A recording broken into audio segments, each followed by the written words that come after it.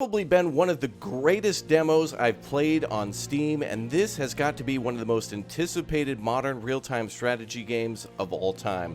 Well, if you haven't really been paying attention to Steam lately, Broken Arrow now has a demo out since February 6th of 2023, and hopefully the full release of this game coming sometime in 2023.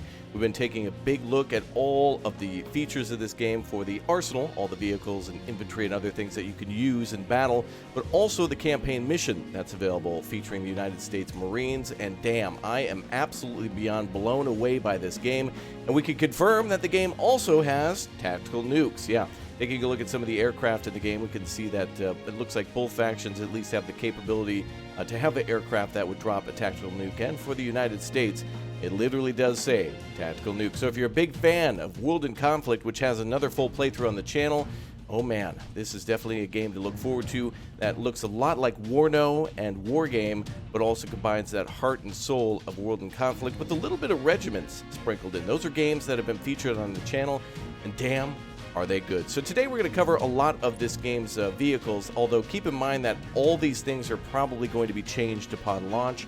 A lot of the vehicles may have inaccurate armor or range, or might just be simplified for it being a game, game mechanics to try to make it so that way it's more playable. So if there's a lot of things you don't see that are accurate, shout it out down below in the comments section or question it. So that way perhaps we can all have a discussion about vehicle balancing in the future. For a game this diverse and robust with all these different sub-factions, like for example Marines and airborne and mechanized units for both nations, there is a lot of stuff to cover here, a lot of different vehicles and a lot of different variations, which this game does allow you to customize. For example, if we take a look at one of the aircraft in the game, let's take a look at the Thunderbolt 2. This very aircraft can be equipped with so many different weapons. The outer, middle, and central pylons can all have bombs and missiles and rocket pods. And sometimes there are multiple aircraft versions for the same aircraft. For example, the FA-18E versus the FA-18F, which have different capabilities, but for the most part can carry pretty similar weapons. But there are differences that make them more applicable for certain situations. And so in this game, the combinations are endless. This game's going to feature a mission editor, which means that players who make the missions will be able to give you all sorts of different weapons to give you an advantage or a disadvantage. And so knowing all of these capabilities isn't just good for the player, but also people who could make mods in the future, which could then lead to situations like, for example, Arma, but an RTS. So you can create all those awesome missions from Arma, anything that comes to mind in a game like this. Really impressive. Well, today we're going to go ahead and start with covering some of the subtle nuances of the game for people who may be new. If you haven't played a game like Wargame or Warno before, or just RTS games in general, this game features a hell of a lot of realism and a lot of levels of detail, but it should be intimidating at the start, but could be something that's a little challenging to learn and a little challenging to master. There's been a lot of feedback for the first mission being very, very challenging, and for seasoned veterans of all the previous games I mentioned, a lot of people are just having trouble learning for the first run and then eventually get the hang of it after 2 or 3 attempts, and that's what's great about learning a new game. Well, in this game, if you see on the far left side, we have recon, infantry, vehicles, support, logistics, helicopters, and air, and so these are all the different types of weapon systems, I guess, that you can use in those formats that also could be filtered down to, for example, Marines. So if you click on the Marines for the United States, U.S. Marines here get, for example, the Force Recon or an MQ-8 Fire Scout. And so there's things like drones in this game, and there's all sorts of different types of infantry, including those with stealth capabilities and the ability to observe the enemy from afar without even taking a shot, which would mean that they could call in artillery or an airstrike from far off. And yeah, not only can you call in airstrikes in this game, but you can also launch frickin' Tomahawk missiles from ships too. So it would be very cool to see some of those listed as well. Although I don't think there'll be ship-to-ship combat in the game, which is why it's not listed here. It's still important to know what other weapons may come. So I hope in the future that they list everything, including specialty weapons, like, for example, the ships and their capabilities too, just to look at. It's always nice to look at those things. All right, well, let's go ahead and start with the United States here today. We're going to brush up and kind of rush through a lot of this stuff because there's a lot to cover in a short amount of time. But I'm just going to cover the basics, maybe 2 or 3 units from each faction's division here, and we'll see how it all goes. But if you haven't subscribed already, make sure you do, and smash that like button, because this game is going to be amazing, and more people need to hear about it, and it's just absolutely awesome. I've really been enjoying it. So let's go ahead and jump back to take a look at our first vehicle here, the Armored Knight. So this Armored Knight is just a wheeled vehicle that's capable of very high speed. If we take a look at the unit car on the right, on the card on the right side, we can see the vehicle name, the points that it costs, what its weapon could do, its armor, both in the front, back, top, and sides, and possibly under armor as well. And then some stats like, for example, the unit health, or like its kind of overall armor. Obviously, a tank is going to be a little harder to destroy than a armored car. Things like speed and its ability to observe, its optical range, and its own stealth, which means that it'll be a little harder to detect from the enemy. Obviously, the bigger the vehicle, the easier it could be to see, so troops in the ghillie suit are going to be a lot harder to see than a vehicle that could possibly be making noise and shooting out exhaust, that kind of thing. And also the vehicle's weight, which is important for transporting these via air and or possibly by hovercraft. A few things to consider. There's a little unknown mechanics in the game. There's some things coming soon that we'll learn in the future, so stay tuned for all that. Alright, so the Armored Knight here is a vehicle that's very capable of engaging the enemy with its M2 Browning machine gun, but really importantly, most importantly here, is the fact that this vehicle is fast, and that's going to be the most important thing when it comes to engaging them from afar. So you can get onto a road, go very, very fast, turn off the weapons so that way they don't engage the enemy, and then start firing artillery at them, or calling it an airstrike. And so these vehicles are very fast and capable of defending themselves. The wheeled vehicles are very, very fast, very lightly armored, and can dish out a little bit of pain, but in most cases it's probably best that you stay way back from the enemy and don't try to get close with any of those, unless it's like, for example, force recon. Now, the benefit of infantry over vehicles is that with the vehicles they can move fast and then go hide in a tree line, but with infantry they can go into urban situations and occupy like a street corner and can dish out some pain this way. For example, you see a few of these troops having an AT-4, so they have anti-tank capability. They also have sniper rifles, so they're able to, with a very small group, engage a good number of enemies and deal out some damage, although they don't have the ability to take too much damage themselves. So this could be a group that could ambush an enemy convoy of lightly armed troop transports and could wipe out multiple squads, but they're going to need support, and so that's why they've got great observation range. Keep in mind that their optics are 750 here, which is less than the Armored Knight, but they're very good at getting into a building, defending it, and of course then calling in an airstrike or artillery to help defend themselves and their position. Lots of stuff here, for example, different versions of the Humvee, which all have different stats, but can also transport troops. You see the GMV here, capable of transporting 6. So it is possible to call in the Force Recon into a Humvee if you wanted to, although the Marines probably don't get that for their vehicle. They would use the IFAB M2, but it doesn't look like it has seats either. In other words, what I'm just trying to say is that these troops can be transported in a vehicle, and it's unknown if you're playing multiplayer, if your friend has like a Bradley and you got to get some Marines out of there. The Marines can bail into the back of a Bradley. If they're playing as a different faction, you have Marines, and your friend has a mechanized force. It would be cool if, you know, they could just grab any ride to get the hell out of there and work together. And that'd be a pretty damn cool thing if you're playing multiplayer. But all these troops should be capable of being transported in any vehicle that has seats. And so we see here an M240 on top of that Humvee. We have a M240 on top of this one with a massive rangefinder on it, like just things to observe the enemy and to keep an eye on them from afar. Some of these may also have ATGM launchers, which could allow them to engage enemy tanks or armor from a distance. This vehicle having capabilities to launch smoke, so it could pull up and shoot at something lightly armored and then use smoke to get out of there. A lot of these are going to be very specific, but yeah, look at this. We got multiple vehicles of all different types. That's pretty cool. So yeah, if we're taking a look at the LAVs here, there we go. We got ourselves autocannons now, stepping up to a Browning and obviously a big old autocannon here.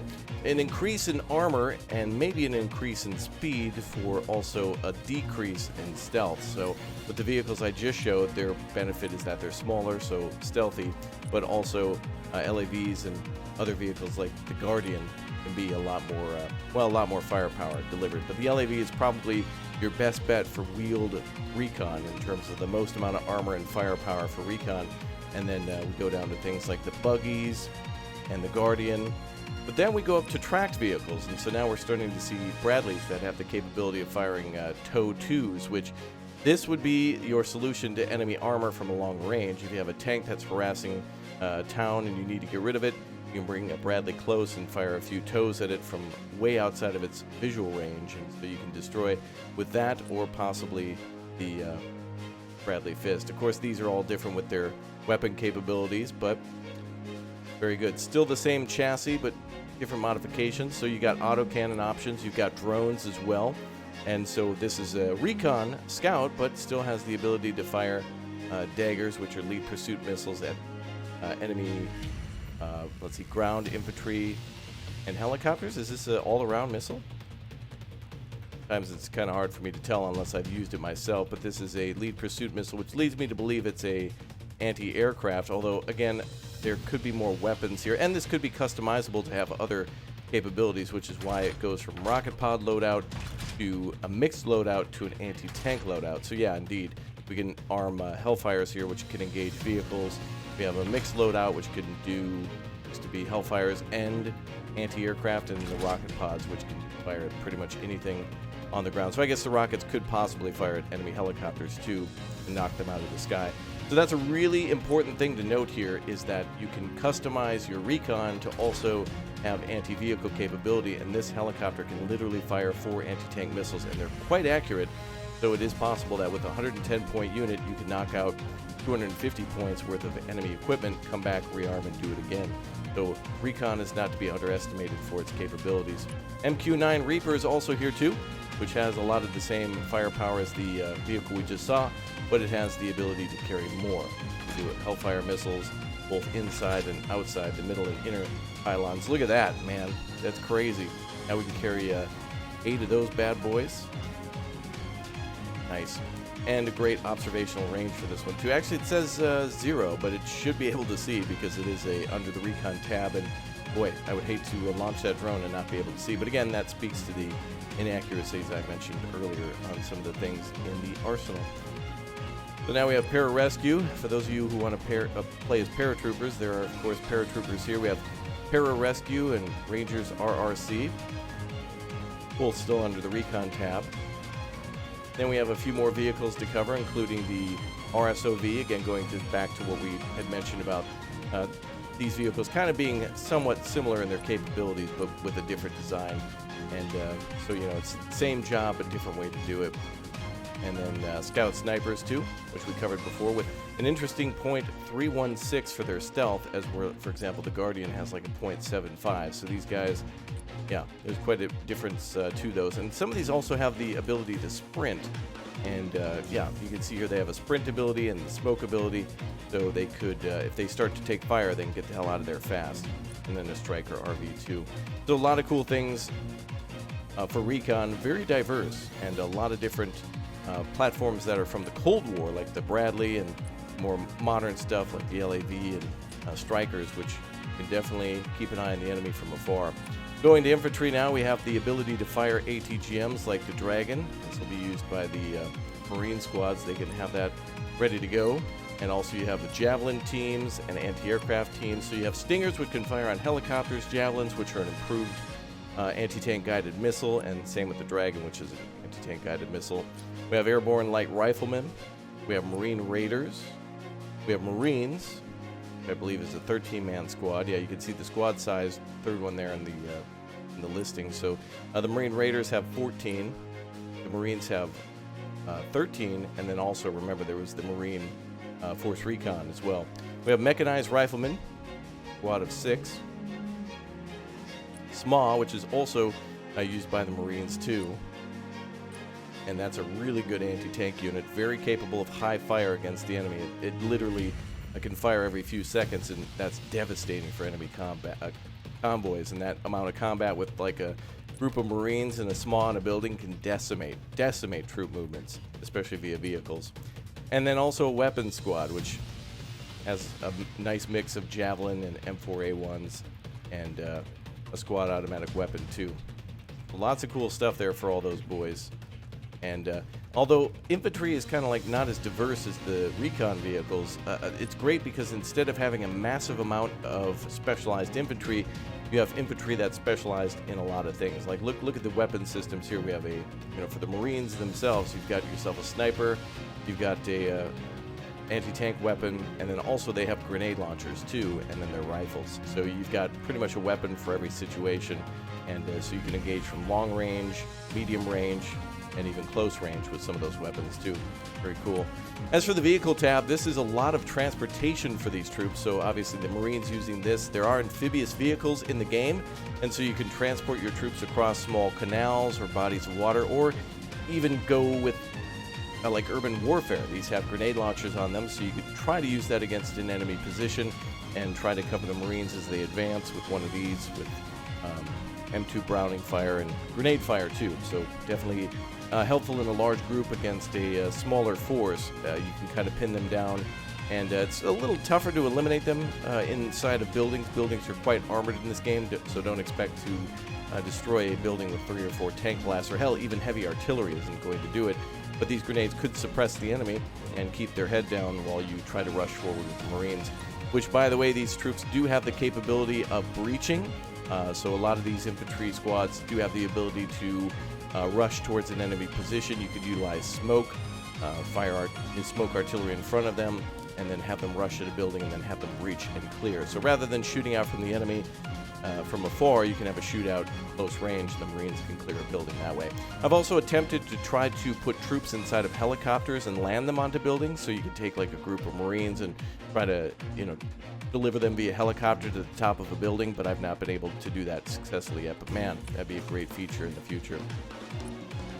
So we have basic transportation for Humvees. Of course, we have ATGMs again, that tow. Again, this is a vehicle that, in conjunction with the recon, you could have a few very light, very cheap units that could do a lot of damage to the enemy. And a lot of different transports here for a lot of these double as supply transports, recon, or troop transports. So these are definitely a great way to get troops to the front line or to move them around. LAV, we have an anti-tank version of this, firing the TOW-2. This is kind of the same thing as the Bradley, essentially. Just think of it as being the wheeled version. So it's faster, lighter armored, but for the most part, the weapon system is what defines its ability to engage at a distance. So the distance will be the same, more than likely. Now, this is interesting. The M1283, it's got a weird design to it. It always makes me think, like, is that an M113? Wait a minute, something doesn't seem right. And then, yeah, you know that it's... something's a little off with that one. Yeah, but basically it's the same thing, another troop transporter, just like the M113, and has an M2 Browning on it, and the capability to transport 10 men. So a little too big for Marines, for example, which is why some of the times they're paired with specific vehicles. So if we do have the ability in multiplayer, you'll have to keep a close eye on how many troops a vehicle can transport versus how many troops are in the squad. Moving on to tanks, the Marines, for example, get access to a few tanks in the mission that you can play, one of which is the M1A1. I believe they get access to the HC version? No, they get access to both, the FEP and the HC version, which now, for those of you who want to do a lot of customization, there will be a lot of time spent, I think, into looking at these armor packages. Now, again, I don't think that every type of weapon system is in the game yet for what already is listed here. For example, you could do the ARAT armor package for the Abrams, but there could also be weapon systems and a few other things that they haven't implemented for the demo that could be here. So you could see maybe an armor package, an engine upgrade, an optics upgrade, possibly a secondary weapon upgrade. Maybe you could switch this out with a grenade launcher or something like that. Whatever might be accurate or might be used might not be implemented yet. So you can see how the price of the vehicle changes from a whopping $350 to $375, which is the addition of armor. And with that, it might also increase the weight of the vehicle. It doesn't seem to, which is interesting. 53,000 there, no matter whether or not you have the armor. So it must be helium or something.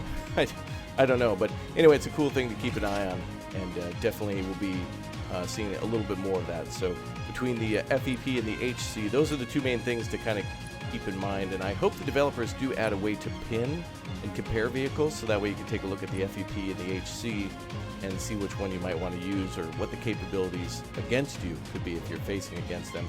But another cool thing is that when you click on the main gun or any of the guns in the game, you can also see a description of what that is. So the M240, you can see that it's a 7.6251 times 6200.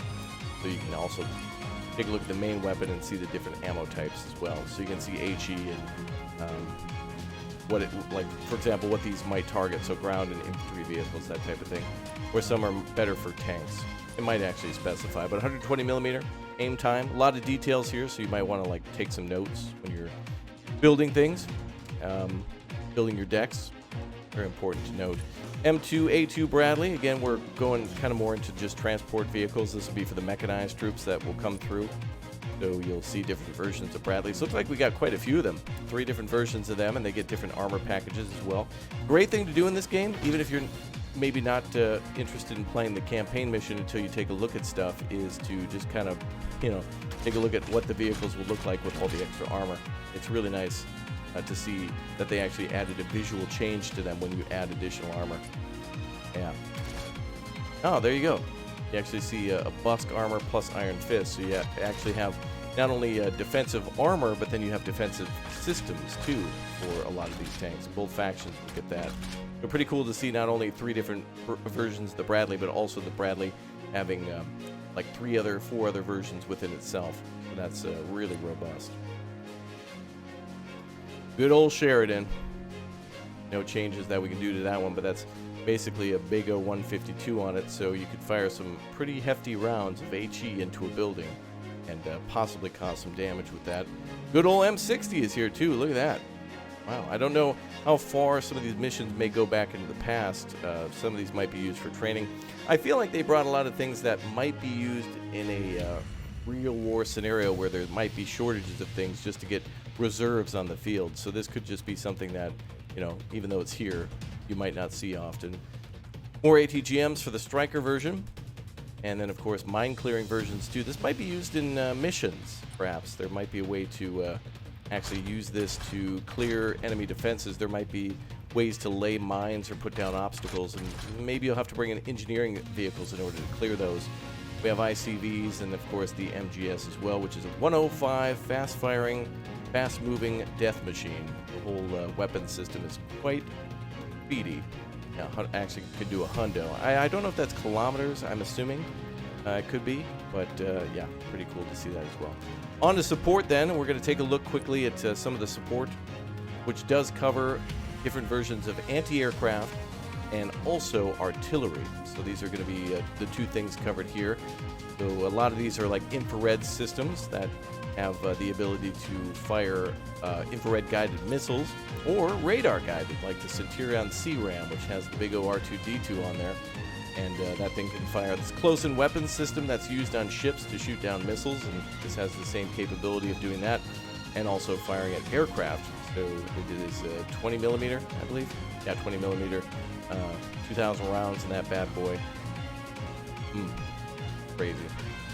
And it also is a seed weapon, so it could be destroyed by seed, meaning that there could be a enemy aircraft that can hone in on its radar signature because it's scanning, and it could basically give itself away and then be targeted by enemy aircraft or weapon systems that are designed to do that. But yeah, pretty cool to see that.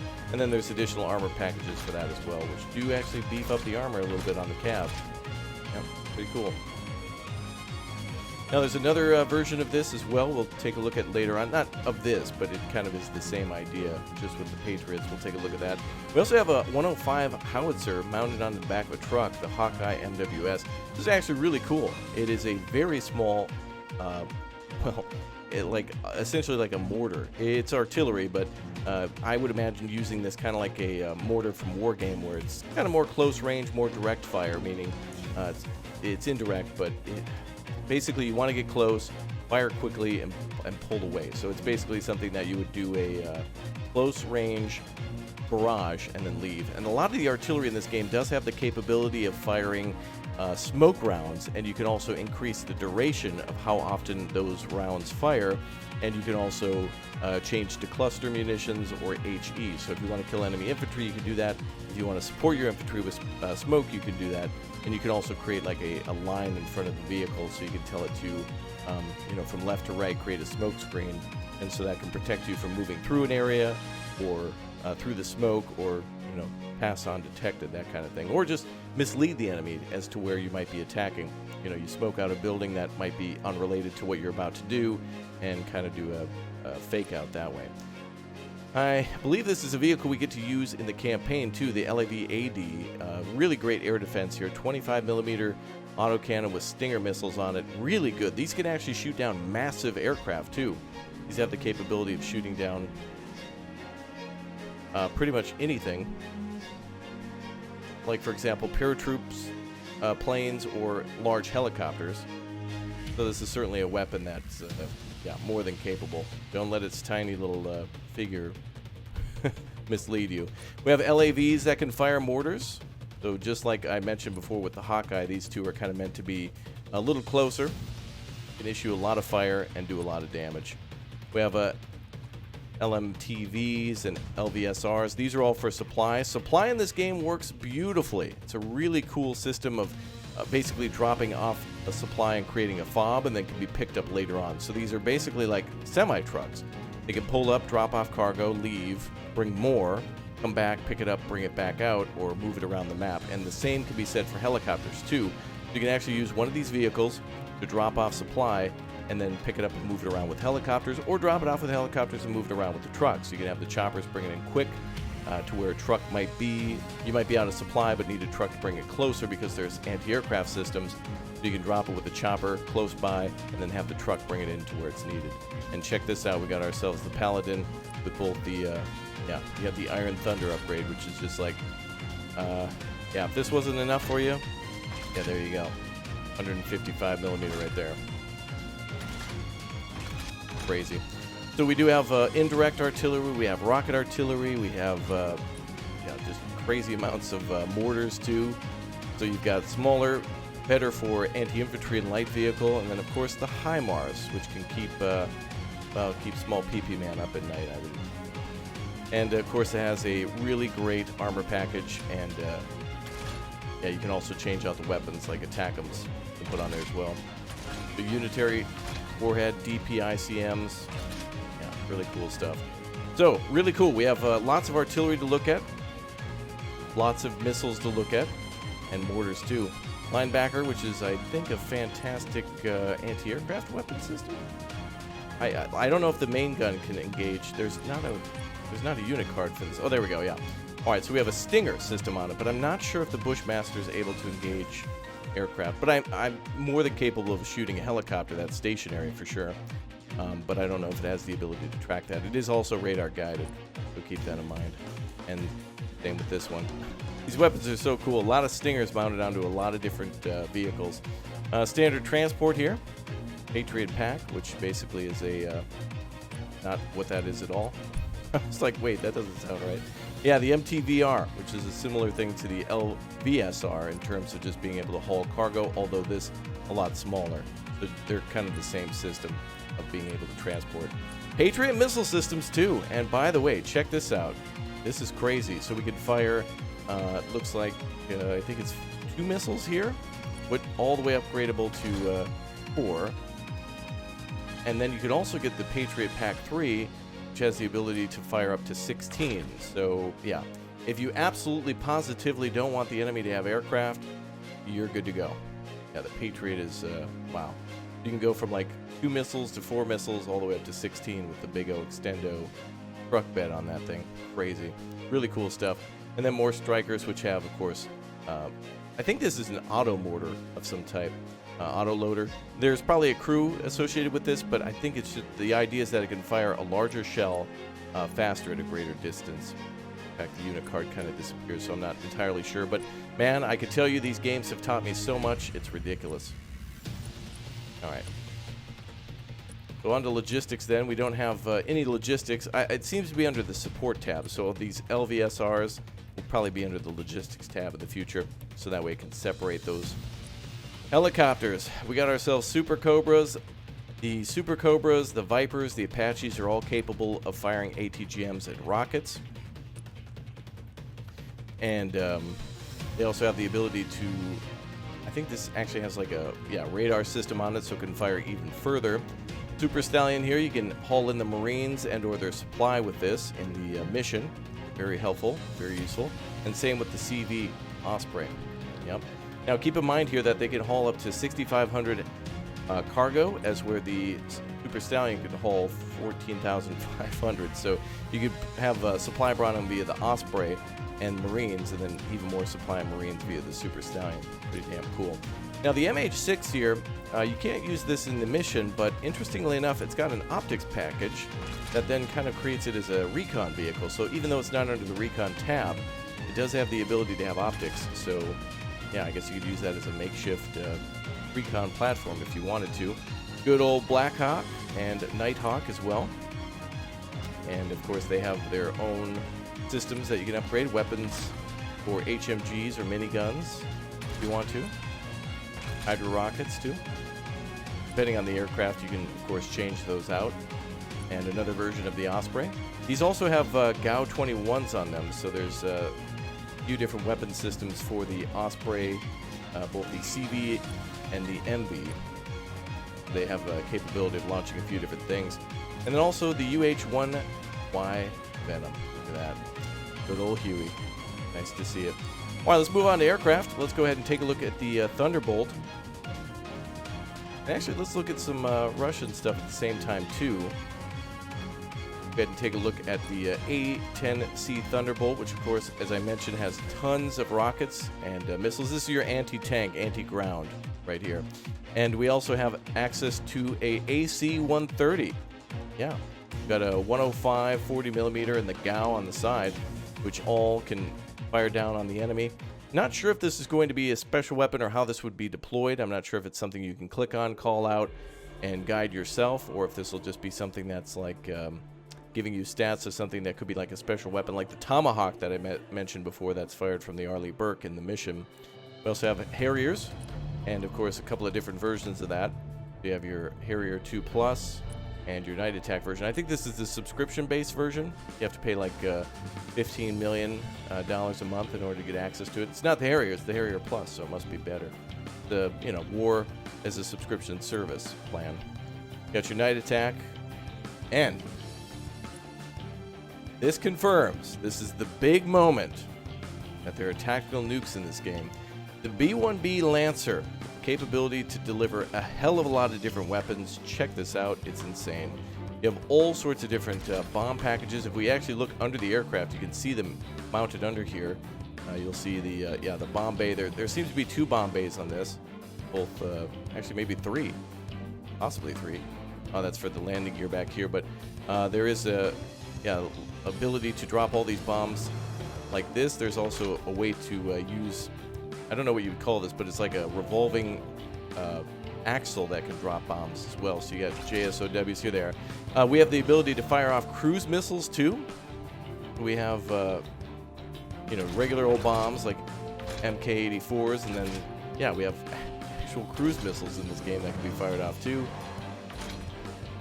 with many different versions. Some of these might be able to be used as anti-ship, but also the B-6112 tactical nuke.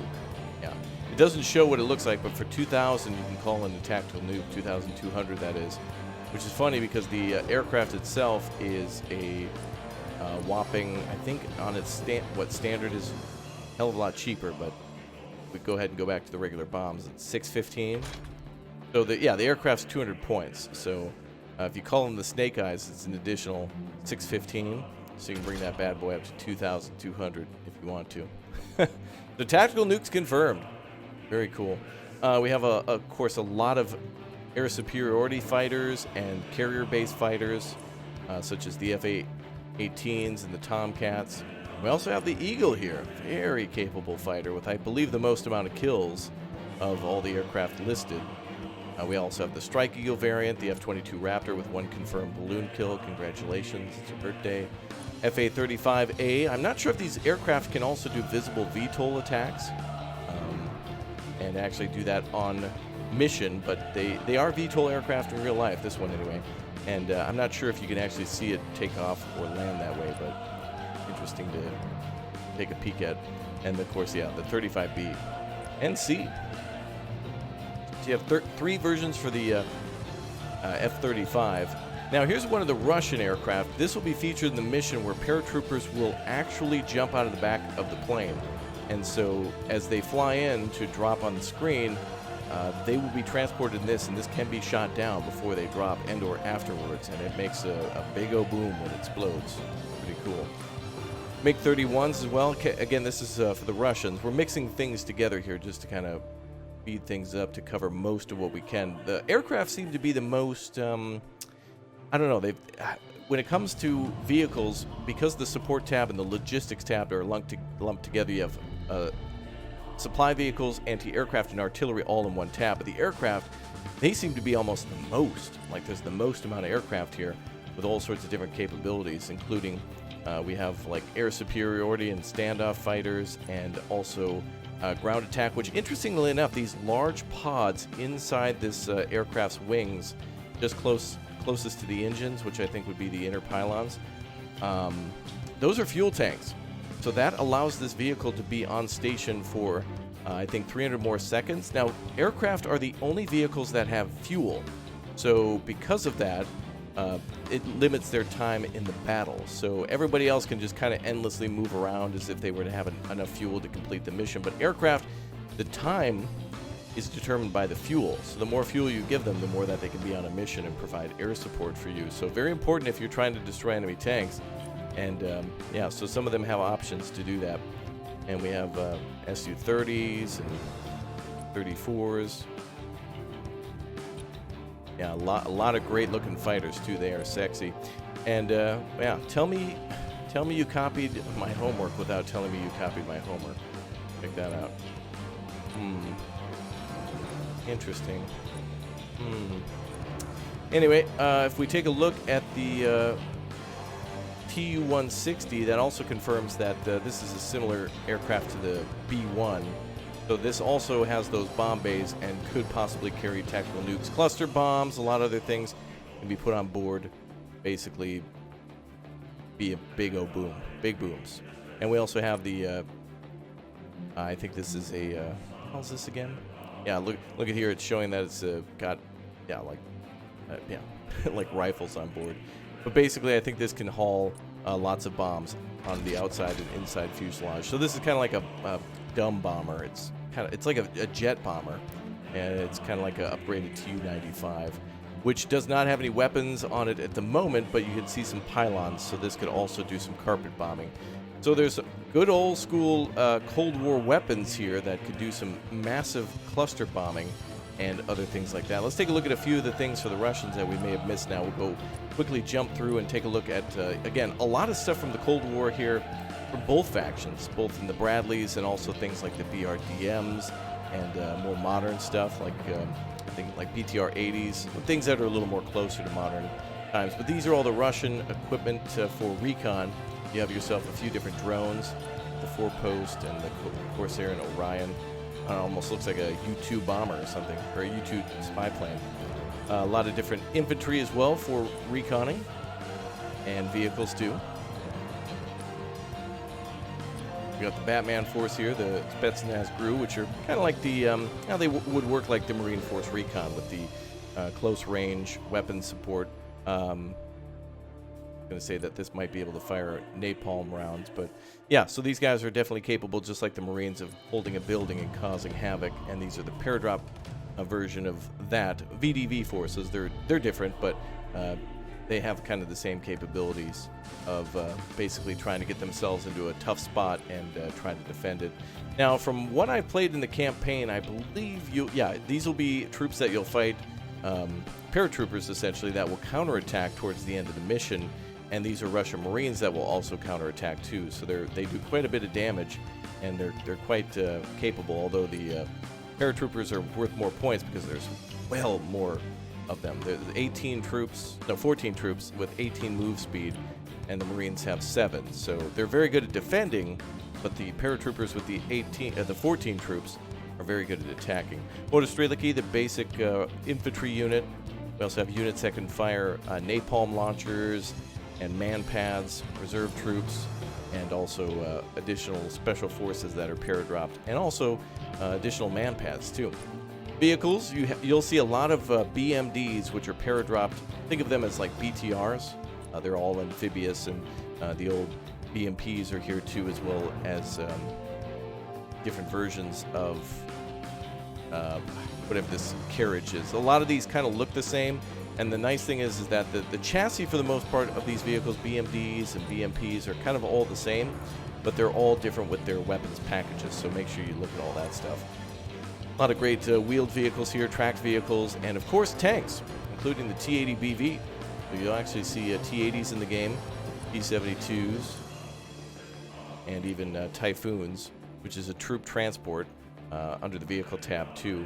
Hopefully this all kind of gets organized. It's a little messy right now with vehicle support and logistics kind of all being in each other's tabs, but yeah, it's kind of cool that they don't have a tank tab anymore, but a vehicle tab that just happens to be a tank. It's pretty interesting to see. Yeah, there it is, the MT. That's what I was thinking of. Yeah, the MTL BV, which is again a supply transport, but can be armed to do quite a bit of damage as well. Yeah, you can actually put a like a 30mm autocannon on that, and that could do a lot of damage. Pretty cool. And there's your T-14 Armada. I'm sure a lot of you wanted to see that.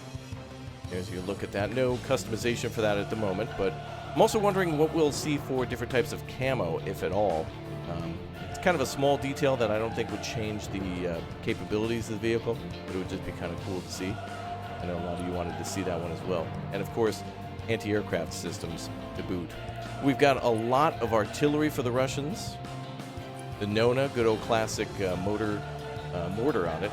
It's really cool. It's a motor mortar. It's very fast, and it works kind of like the...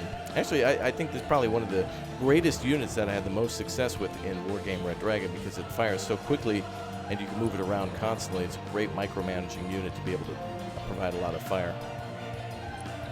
Lots of different versions of artillery, lots of different small vehicles, as well as MLRSs, which have different capabilities based on the platform, but typically it's kind of the same missiles, different platform, or different platform and kind of an upgraded version of those missiles. So either there's more of them, or they're larger. So the Grad has a lot of small missiles, the Uragan and the Kama have kind of larger missiles with different capabilities, and some of these can even attack ships, like the mission that you'll go on. These have the capability of firing at aircraft and also ships, so it's kind of like a coastal artillery battery, which has a high rate of fire, and I believe this is what they used to transport the Scuds on. This is like a really old Soviet era like carrier, but they've modified it to have like a big O flatbed with a massive like cannon on it. It's really an interesting piece of tech. We have VDV troop transporters and supply transporters. These can transport 28 troops or 20,000 supply, and an old school Cold War radar guided missile system. I think there's also a infrared version of this in Wargame, but I'm not sure if we'll get the capability to call that out here. And the Panzer, this has actually got 30mm cannon and radar guided missiles as well. Yeah, so it's kind of like a lot of these vehicles seem like they're weird, like container trucks that have weapons on the back of them. Yeah, or this. You'll be taking this out in the mission, which has 12 lead pursuit missiles on board. Yeah, that's a big boy. There's a hell of a lot of those, and that's going to give you. This is essentially like the Patriot. That's going to give you a huge area of denial for enemy aircraft. That's for sure. More MLRSs. This one actually kind of looks like an amphibious vehicle. It looks like a boat. It's not, but got that look. And a good old-fashioned, hey, let's throw a gun on a truck. It's 23mm autocannon there, and more supply transports, and the good old-fashioned Shilka. Nice to see. 30mm, I think? No, 23mm ×4 cannons on the front of that. It's very good against choppers. Very good indeed. Logistical vehicles, we kind of taking a look at those, and KA-29s, KA-50s, which are really, that looks really cool. Sexy helicopter right there. But a very cool paint job on it too. And again, remember, these are all going to be important for how you can customize them. So the base helicopter is good and all, but it's going to be really based on the mission, modifying the weapons package for the mission, and that's what will determine success in the battlefield. KA-52s as well, Mi-24s, quite a few of those, which really look nice. Again, great detail. You can actually see, if you pay attention, there's actually exhaust on these helicopters where the engine, like, exhaust ports are. You can kind of see the paint being discolored from all the heat and the fumes coming through. They did a great job. You can even see this with, like, the American Cobras, just by the tail. Right there, you can just see where it kind of is discolored. And all those rivets and, like, a little bit of the paint kind of deteriorating a little bit. And there's just blemishes and rust and kind of just minor damage and bumps and scrapes. I mean, that's just what's going to happen, especially when you're whipping up dirt and sand and stuff all the time when you're landing. So that's really impressive. The devs just put in a crazy amount of detail to models that when you're zoomed out, you're just not going to see this, you know? And that's just going to be that's just awesome. That's just really, really great. Big boy right here, Mi-26, capable of hauling a ton of supply and a ton of troops. 85 troops, or 2,000 or 20,000. I may have said 2,000 before, but 20,000 supply on a lot of these choppers. Correct myself there. Mi-28Ns and more I think these are Mi-8s. Yeah, Mi-8s here. Do we not have a unit card for that? Some of the times it disappears. It's a little glitchy at the moment, but there it is. Yeah, and again, more opportunities to add more missiles. A lot of these have dummy rockets. So they're very good at transporting troops and then, giving cover fire and then landing. Mi-8 MTV2. I think these might have capability for ATGMs, perhaps?